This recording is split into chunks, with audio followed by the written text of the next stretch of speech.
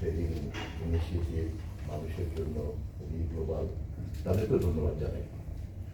আমরা যে মুহূর্তে কথা বলছি সেই মুহূর্তে ভেনেজুয়েলার পরিস্থিতি আমরা জানি, আমরা তেহরানের পরিস্থিতি জানি, আমরা এটাও জানি যে ফসিল ফুয়েল ফুরিয়ে যাচ্ছে এবং পৃথিবীর রাজনৈতিক সংকট, নিরাপত্তার সংকট, যুদ্ধের সংকটের সঙ্গে ফসিল ফুয়েলের এই ফুরিয়ে যাওয়া প্রক্রিয়ার একটা সম্পর্ক রয়েছে।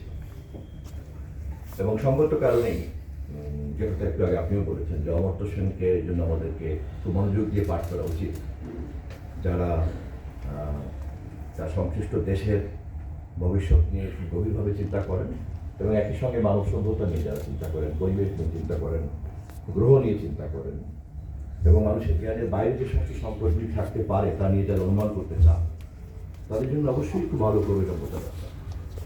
এবং সে কারণে কিন্তু বোঝা দরকার যে আমাদের এই দেশে এত দীর্ঘদিনের সরকার পরিচালনার অভিজ্ঞতা, রাজনৈতিক প্রক্রিয়ার যে প্রবাহ, সেখানকার সংকটের আসলে বিল্ট ইন সিস্টেমের প্রবলেমটা কী ছিল। এবং নিশ্চয়ই পলিটিক্যাল প্রসেস একদিনের মধ্যে এটা ফুরিয়ে যাবে না, বা ভবিষ্যৎ যিনি ক্ষমতায় আসবেন বা যারা ক্ষমতায় আসবেন তারা হঠাৎ করেই 5ই আগস্ট থেকে একটা বিরাট করে শিক্ষা নিয়ে ফেলেছেন বা ফেলবেন, এটাও কিন্তু মনে করার কোনো কারণ নেই। এই জন্য আপনাদের এই ধরনের বিশেষজ্ঞ উদ্যোগের সঙ্গে সঙ্গে আমি একটু অনুরোধ করব যে এরকম জরুরি জরুরি বিষয়গুলি যে রাজনৈতিক প্রক্রিয়া বা রাজনৈতিক দল, বিশেষ করে রাষ্ট্র ক্ষমতা পরিচালনা করেছেন যারা, তাদের আসলে থট প্রসেসের মধ্যে প্রবলেমটা কোথায় ছিল, কেন ছিল এবং পরিবর্তনটা আনতে গেলে পরে কোথা থেকে শুরু করা উচিত, এই বিষয়েও কিন্তু আমি মনে করি আপনাদের ভূমিকাতে একটা বক্তব্য থাকা দরকার। শুধুই কিন্তু টেকনিক্যাল এক্সপার্টিস দিয়ে এটা কিন্তু কাভার করবে না, কারণ 17 বছরতে আপনারা তো ছিলেন, এই বিশেষজ্ঞ তো হঠাৎ করেই বিশেষজ্ঞত্ব হবে, তার মানে এটা কাজে লাগেনি। এবং যেই ধরনের চেতনার কথা বলে এই আপনাদের বর্ণনার যে সমস্যাগুলির কথা বললেন, আমি এগুলো বলে সময় নষ্ট করতে চাই না, দুর্নীতির পরিমাণ এটা সেটা, তা সেগুলো তো কোনো না কোনো একটা রাজনৈতিক বয়ানের উপরে দাঁড়িয়েই তো ঘটেছে এবং সেই রাজনৈতিক বয়ান তো ক্ষমতাসীন রাজনৈতিক দলের দ্বারাই এটা প্রবাহিত হয়েছে এবং তা তো একটা জোট দ্বারা সমর্থিত ছিল। মধ্যবিত্ত শিক্ষিত বুদ্ধিজীবীদের একটা বড় অংশ তো এটাকে জাস্টিফাইড করেছে। এই সত্যগুলিকে কি জানা, বোঝা এবং সেটার মধ্যে তার সমস্যাগুলিকে খুঁজে বের করাটাও কিন্তু খুবই একটা অনিবার্য অঙ্গ এই ধরনের বিশেষজ্ঞ উদ্যোগের সঙ্গে। আমি সে বিষয়ে একটা বিনীত পরামর্শ দিয়ে রাখলাম।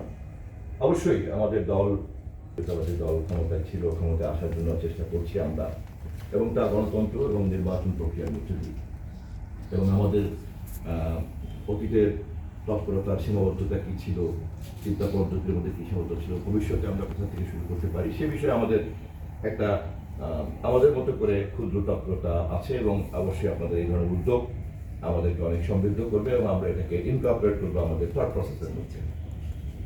সেই কারণে আমি রাইটলি অমর্ত্য সেন বলেছেন, আদর্শগত চিন্তা এবং রাজনীতিকে বিনির্মাণ করা সংশ্লিষ্ট সময়ে সংশ্লিষ্ট দেশে, তার মধ্যে কিন্তু নিহিত থাকে এ ধরনের সংকটের সমাধান।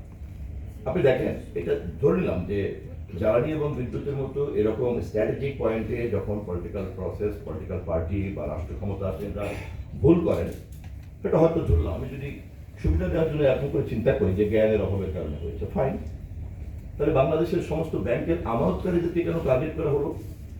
ব্যাংকগুলিকে লুট করে নিরীহ সমস্ত আমানতকারীদের কাছ থেকে টাকা শুষে নেওয়া হবে।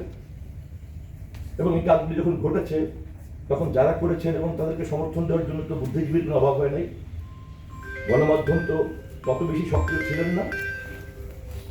এটা তো সত্য, আমি একজন মানে পাঠক হিসাবে বলছি বা কর্মী হিসাবে বলছি, দলটা বাদ দেয়। এবং আমরা তো কোনো না কোনোভাবে সংশ্লিষ্ট সেই সমস্ত পকেটগুলির সঙ্গে, সেই সমস্ত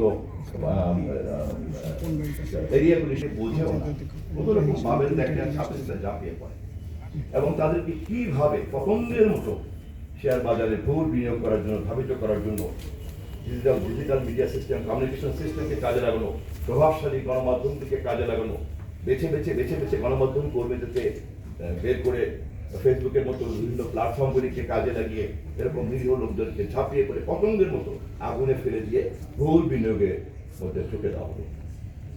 এবং এইভাবে স্টক এক্সচেঞ্জ কমিশনের মতো এরকম একটা রেগুলেটরি অথরিটিকে কিভাবে পার্টনার করে ফেলা হলো, যিনি দুর্নীতি দমন করবেন যিনি রেগুলেট করবেন তাকে বরঞ্চ পার্টনার করবেন এবং তার নিয়োগ প্রক্রিয়া থেকে দেখেন যে অনেক কথা এগুলি নিশ্চয়ই আপনারা জানেন বলে। আমার বক্তব্যটা হচ্ছে যে যেই সরকার, যেই দল, যেই রাজনৈতিক ব্যবস্থা, যেই রাজনৈতিক প্রক্রিয়া এইভাবে আপনার আমানতকারীদেরকে টার্গেট করে বিনিয়োগ কাস্টিফাইড করার জন্য কি ধরনের আদর্শগত রাজনৈতিক বয়ান এবং কিভাবে দেশপ্রেম, জাতীয়তাবাদ অথবা ধর্মকে সংযুক্ত করে সাধারণ মানুষকে ঘুম পড়িয়ে রাখা হয়। আমি অনুরোধ করব, আপনাদের এই উদ্যোগকে আমি স্বাগত জানাই, ধন্যবাদ জানাই। আমরা এখান থেকে অনেক কিছু শেখার চেষ্টা করব। একই সঙ্গে আমি যে অসম্পূর্ণ যে দিকটা রয়েছে যে রাষ্ট্র, সরকার এবং রাজনৈতিক প্রক্রিয়া এই ভুলগুলি যে একটা মনোজগৎ থেকে করে সেটাকে সমাধান করার ক্ষমতা আপনাদের নাই, কিন্তু সেই মনোজগৎটা আপনাদের উন্মোচিত করা উচিত। সংকটকে উপস্থাপন করার সময় সংকট সমাধানের একমাত্র অসুলিত পলিটিক্যাল প্রসেস, অন্যরা তো পারবে না, যে যাকে ভাই বলুক না কেন। এবং সেই পলিটিক্যাল প্রসেস যতই উইক হোক, পলিটিক্যাল প্রসেসকেই করতে হবে। সেই উইকনেসের কারণে হয়তো মাঝে মধ্যে রাজনৈতিক গতি প্রবাহ প্রক্রিয়া এটা হয়তো বিপদগামী হবে, এটা হবে, ওইটা হবে, সামরিক শাসন হবে, সেটা অন্য জিনিস। কিন্তু সমাধানের ক্ষমতা তো নিহিত রয়ে গেছে রাষ্ট্র পরিচালনার যে প্রক্রিয়া তার মধ্যেই। তো অতএব সেখানকার সমস্যাগুলিকে যদি একটু আপনি আলোকিত না করেন আপনাদের আলোচনার মধ্যে, উপস্থাপনার মধ্যে, তাহলে কিন্তু মনে হবে যে হয় আমরা ভালো করে যারা এগুলো করছেন তারা হয়তো ভালো করে ব্যাপারটার পরিধিটা বুঝতে পারছেন না, অথবা একটা কিন্তু থেকে যাবে। এবং আমি চাই না আপনারা সেই কিন্তু মধ্যে পড়েন। আমরা আপনাদের কাছ থেকে আরো বেশি জানার জন্য প্রস্তুত। ধন্যবাদ সবাইকে।